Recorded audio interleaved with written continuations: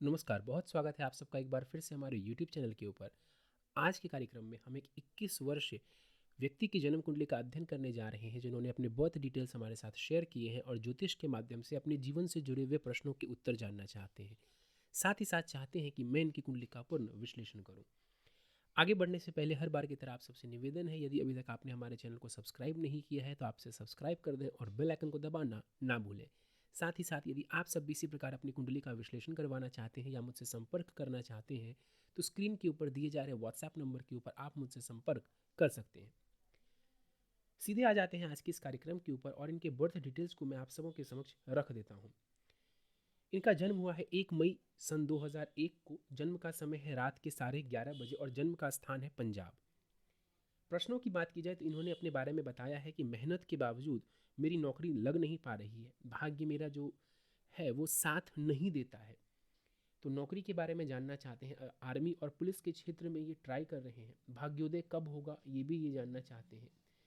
विवाह को लेकर के माता पिता से संबंध, छोटे भाई के साथ संबंधों के बारे में भी ये जानना चाहते हैं। तो इनके सभी प्रश्नों का हम एक एक करके उत्तर देंगे विस्तार पूर्वक, लेकिन सबसे पहले चलते हैं इनकी लगन कुंडली की तरफ जो कि हमारे समक्ष है। 9 नंबर से ये पत्रिका प्रारंभ हो रही है, धनु लग्न की कुंडली बन जाती है। वहीं चंद्रमा को देखें तो वो सिंह राशि में जाकर के विराजमान है, तो धनु लग्न एवं सिंह राशि की कुंडली बन जाती है। धनु लग्न वालों के व्यक्तित्व को समझें तो ऐसे लोग अपने गोल्स के ऊपर बड़े फोकस्ड रहते हैं। इनका जो जीवन में जो एम्बिशन होता है वो इनके लिए बहुत ज़्यादा महत्वपूर्ण होता है और यहीं से इनकी जो सफलता है वो शुरू होती है, यानी कि फोकस्ड रहना, अपने गोल के ऊपर बने रहना, यही इनके जीवन की सबसे अच्छी चीज़ है और वो होनी चाहिए धनु लगन वालों में। राशि की बात की जाए तो सिंह राशि के हैं तो थोड़ा अग्रेशन रह सकता है, गुस्सा, अग्रेशन इनके अंदर देखने को मिलेगा क्योंकि चंद्रमा यहाँ पर सिंह राशि में जाके विराजमान है। एक एक करके हम ग्रहों को समझते हैं। लगन में मंगल केतु हमें नजर आ रहे हैं। मंगल इस कुंडली में समझे तो पंचमेश एवं द्वादशेश होकर के लगन में बैठे हुए हैं। ज्ञान के लिए, शिक्षा के लिए यहाँ पर मंगल का बैठना बढ़िया है। अब यहाँ पर देखिए मंगल लगन में बैठे हुए हैं। वैसे भी हमें पता है कि मंगल गुस्सा देने का काम करते हैं। मंगल के पास तेज है। वो मंगल अकेला नहीं बैठा, वो केतु को साथ लेके बैठा, मतलब मंगल केतु की युति लगन में हो रही है। देखिए यहाँ पर ये अंगारक दोष बन जा रहा है। इसका परिणाम ये हो सकता है कि गुस्सा और फ्रस्ट्रेशन देखने को मिल सकता है। तो मैं यही बोलूँगा कि पेशेंस के साथ चीज़ों को करने की कोशिश करें और यदि गुस्सा आता है तो उसको आप किसी और तरीके से यूटिलाइज कर सकते हैं। अपनी एनर्जी को चैनलाइज करें बेहतर तरीके से तो फायदा रहेगा। यहाँ से मंगल देव बैठे हुए हैं तो कुंडली के चौथे भाव के ऊपर जो इनका प्रभाव पड़ेगा ये प्रॉपर्टी के लिए बढ़िया है। सप्तम भाव के ऊपर मंगल का जो प्रभाव है पार्टनरशिप पे आपको फायदा देगा। वहीं मंगल की दृष्टि जो अष्टम भाव के ऊपर है तो चोट चपेट का ये योग बना देता है। केतु के लिए मैं यही बोलूँगा कि सडन गुस्सा, अचानक से मूड स्विंग्स ये देने वाला होता है। शुक्र की बात कर लेते हैं। शुक्र यहाँ पर चौथे भाव में बैठे हुए हैं। इस कुंडली में शुक्र षष्ठेश एवं लाभेश हैं और जाकर के चौथे भाव में उच्च के होके बैठे हुए हैं। इस कुंडली का अकारक प्लैनेट है शुक्र। हालांकि यहाँ पर ये मालव्य योग बना के बैठा हुआ है। देखिए मालव्य योग का कुछ फायदा हो या ना हो, प्रॉपर्टी के मामले में, पैसों के मामले में शुक्र का यहाँ पर उच्च का होना, केंद्र में बैठना आपको फायदा देने वाला होगा। तो चौथे भाव में जो शुक्र बैठे हुए हैं मैं बोलूँगा धन और प्रॉपर्टी के लिए बढ़िया है। दसम भाव के ऊपर जो शुक्र का प्रभाव है ये करियर में संघर्षों को दर्शा रहा है। करियर में ये संघर्ष देंगे, कंपटीशन वगैरह आपको फेस करना पड़ेगा। आगे बढ़ जाते हैं कुंडली के पंचम भाव के ऊपर हम चलते हैं। सूर्य एवं बुध यहाँ पर कुंडली के पंचम भाव में नजर आ रहे हैं। बुध मैं आपको बताता चलूँ कि यहाँ पर अस्त हैं।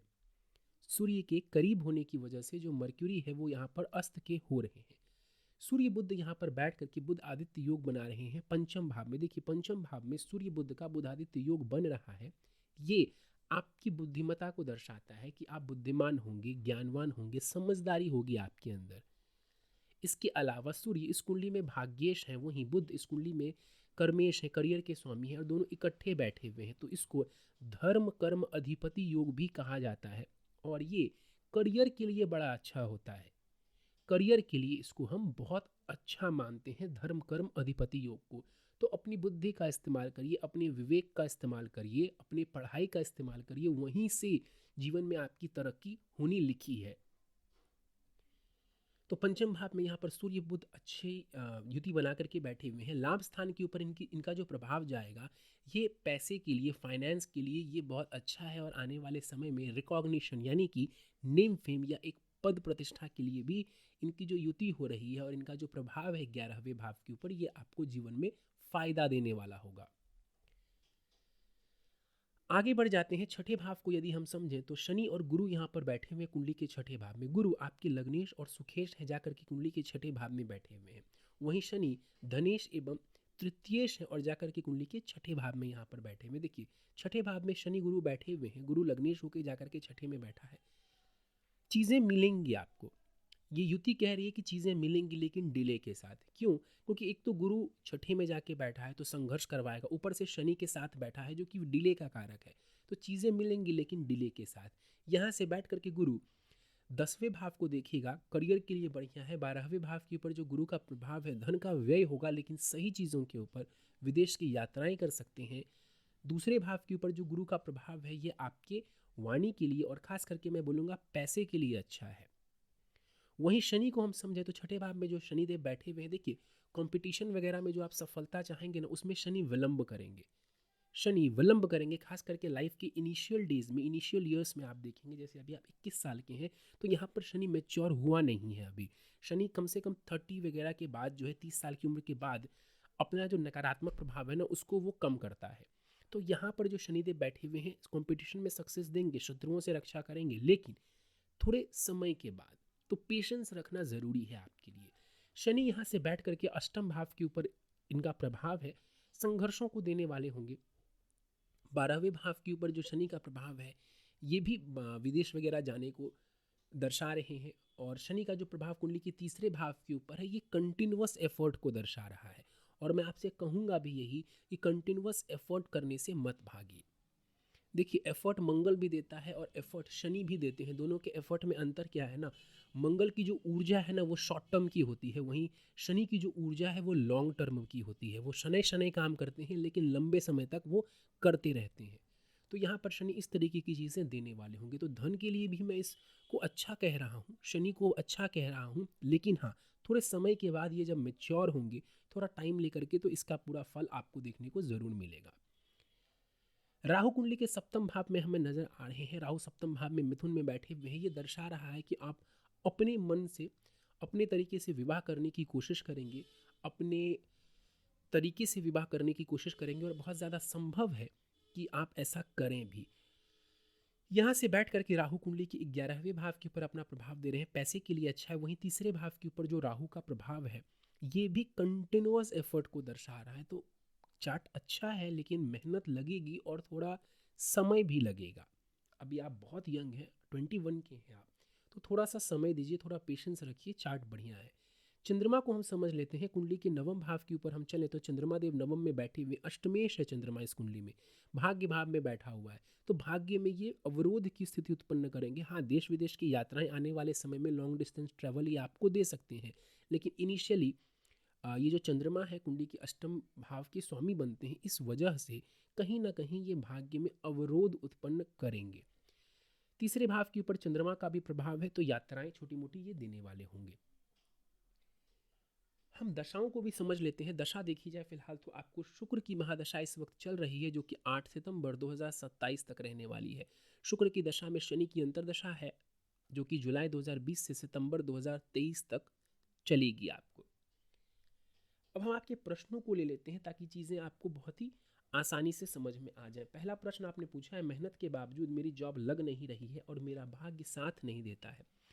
भाग्य जो साथ नहीं देता है, मैंने जस्ट अभी कहा चंद्रमा अष्टमेश होकर के नवम में बैठे हुए हैं। क्योंकि देखिए नवमेश की स्थिति जो सूर्य है ना, सूर्य की स्थिति कुंडली में बहुत ही बढ़िया है, तो उसको हम नहीं कह सकते ज़बरदस्ती कि सूर्य खराब है। सूर्य पार एक्सलेंट है, उच्च का बैठा हुआ है यहाँ पर कुंडली में, तो वो अच्छी स्थिति में बैठा है। मैंने कहा भी कि धर्म कर्म अधिपति योग बन रहा है, बुधादित्य योग बन रहा है, लेकिन प्रॉब्लम थोड़ी नवे भाव में है कि वहाँ पे चंद्रमा बैठे। ऊपर से आप फिलहाल शनि की अंतरदशा लेके बैठे हुए हैं तो ये भी विलंब करने का काम करेगा। मैंने जस्ट अभी जब मैं शनि को एक्सप्लेन कर रहा था तो मैंने आपको इसके बारे में बताया था। तो मेहनत के बावजूद जो जॉब नहीं लग रही है, थोड़ा सा पेशेंस रखें। मैं आगे देख रहा हूँ कि आपको इसमें सक्सेस मिल जाएगा। अगला प्रश्न आपने पूछा है कि मेरी जॉब कब लगेगी, मैं आर्मी और पुलिस के क्षेत्र में ट्राई कर रहा हूँ। देखिए समय अभी भी ठीक ठाक है, लेकिन बुध की जो अंतर्दशा है ना, जो कि सितंबर 2023 से है, यानी कि मिड 2023 के बाद का समय मुझे करियर के लिए बहुत अच्छा दिखता है। उसके बाद जो 2.5-3 साल का जो समय है शुक्र में बुध की अंतर्दशा, वो मैं अच्छा देखता हूँ स्पेशली फॉर योर करियर। तो थोड़ा पेशेंस रखिए, बुध की अंतर्दशा अच्छी है स्पेशली जॉब के लिए। भाग्योदय जानना चाहते हैं कि कब होगा। देखिए 22 से 24 वर्ष के आसपास आपका भाग्योदय हो जाएगा, लेकिन हमेशा याद रखिए भाग्योदय जो भी व्यक्ति कहते हैं कि इस वर्ष में होगा या उस वर्ष में होगा, हमेशा याद रखिए दशा को सुपरसीड नहीं कर सकता ये कॉन्सेप्ट। अगर दशा बुरी चल रही है और आपका भाग्योदय हो भी गया ग्रहों के अनुसार, तो उसका कोई खास लाभ देखने को नहीं मिलेगा, उसका प्रभाव बहुत कम जाएगा। तो दशा बहुत ज़्यादा इंपॉर्टेंट है। तो आपका भाग्योदय 22 से 24 वर्ष के आसपास देखने को आपको मिलेगा। कामयाबी कब तक मिलेगी आपने पूछा है। देखिए मिड 2023 से अगले 2 वर्ष आपके लिए बहुत अच्छे हैं। जैसा मैंने कहा कि बुध की अंतर्दशा से आपको उम्मीद रखनी चाहिए। मेहनत करते रहें, मेहनत करने वाला ये चार्ट है। निरंतर मेहनत करते रहें, सफलता मैं देख पा रहा हूँ कुंडली के अनुसार कि बुध की अंतर्दशा में सक्सेस आपको मिलेगी। विवाह के बारे में आप जानना चाहते हैं। देखिए विवाह थोड़ा विलंब से है, तो अभी हम उसकी डेट के ऊपर नहीं जाएंगे। विवाह थोड़ा विलंब से है और मैं थोड़े विलंब से ही विवाह करने की सलाह भी दूंगा, और कुंडली मिलान ज़रूर करके विवाह करें। आपके अंदर चार्ट में अग्रेशन वगैरह दिखता है, तो एक बार चार्ट मैच हो जाए उसके बाद ही आपका विवाह करना सही रहेगा। छोटे भाई और पिता के साथ संबंध कब तक ठीक होंगे। अभी शनि की अंतर्दशा आपको चल रही है, तो मैं बोलूँगा शनि की अंतर्दशा के बाद, यानी इसको भी आप बुध की अंतर्दशा में अपनी तरफ से प्रयास करें। अपनी तरफ से जितना भी संभव हो आप प्रयास करेंगे, तो मुझे लगता है कि वहाँ पर संबंध धीरे धीरे ही सही बेहतर होने शुरू हो जाएंगे।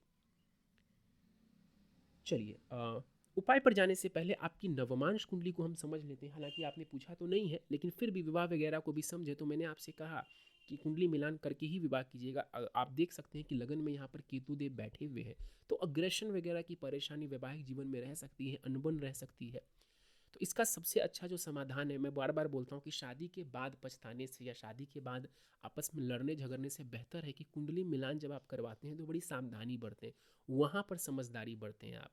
और चीज़ों को जहाँ पर आप कंफ्यूज हो रहे हो, आपस में बैठ करके उन चीज़ों को आप विवाह से पूर्व ही सॉल्व कर लें, तो परेशानी काफ़ी कम रहती है। खैर, तो फिलहाल आप अपने जॉब के ऊपर फोकस करिए, अपनी नौकरी के ऊपर फोकस करिए, और जो समय शुक्र की अंतर्दशा का आने वाला है वो इस ओर इशारा कर रहे हैं कि करियर में आपको सफलता मिल जानी चाहिए। उपाय के ऊपर चलते हैं। प्रथम उपाय है आपके लिए हनुमान जी की पूजा उपासना करें। सबसे आसान तरीका है हनुमान चालीसा का पाठ करें। नित्य दुर्गा चालीसा पढ़ें, इससे भी आपको फायदा होगा। पीली एवं नारंगी कपड़ों का इस्तेमाल करें। अगर हर रोज़ बाहर नहीं पहन के जा सकते हैं, तो घर में आने के बाद आप इन कपड़ों का इस्तेमाल ज़्यादा से ज़्यादा करें। सोमवार के दिन मीठी खीर बना करके लोगों में बांटें। यदि संभव हो आपके लिए, तो 5 सोमवार या 11 सोमवार तक आप घर में खीर बनाइए और उसको बाहर जा कर के लोगों में आप बांट सकते हैं। इससे आपको फ़ायदा रहेगा।